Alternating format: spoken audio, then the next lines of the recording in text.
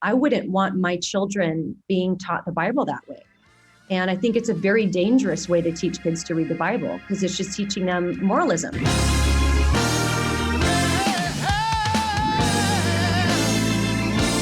I think for me, what strikes me is when I first saw the clip, I'm like, oh, good, a lesson about the tabernacle. That could be cool.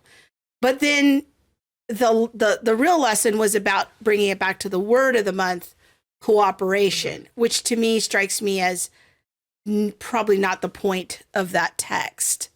And, that this is an ancillary point that they're bringing to the text and finding a story that will illustrate a point that they want to have. Yes. And so my question is, as a educator and a theologian, is what does that teach the child in terms of how they approach the scripture?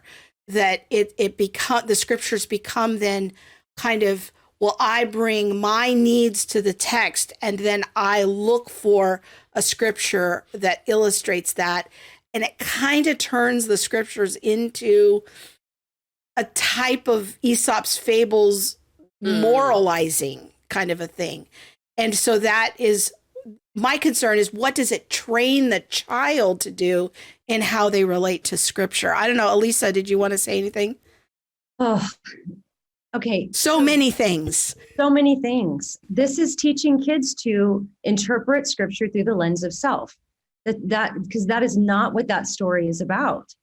That's not what that's about. And it's really frustrating for me to watch that, because it's like taking this text that really, the one thing that I think we're trying as apologists and people who do what we do, we're trying to help people out of the mindset of what does this verse mean to me, right? Because that was something that was very common. A lot of people are starting to say, hey, like, that's not the right way to read scripture. It's not about what it means to you. It's about what it means.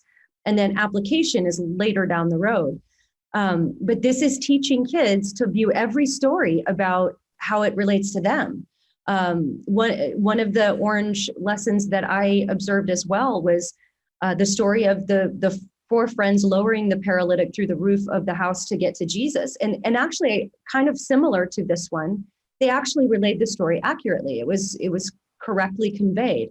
But then when they say, so what was this all about? It was about having good friends. And it was just mind-blowing that was the message. And, I want to acknowledge that I know this is a difficult conversation, because this is so enmeshed and embedded in so many churches. So I just want to make this caveat for people listening, that in some of the criticisms, we understand that it's not like an overnight thing, just, rip orange out of your church and deal with it. Obviously, we get that there's tension there. We get that there's going to be, if you maybe saw this and were like, hey, maybe we need to back away from orange, or maybe whatever, that's a different question. But first we have to diagnose, and this is a diagnosis.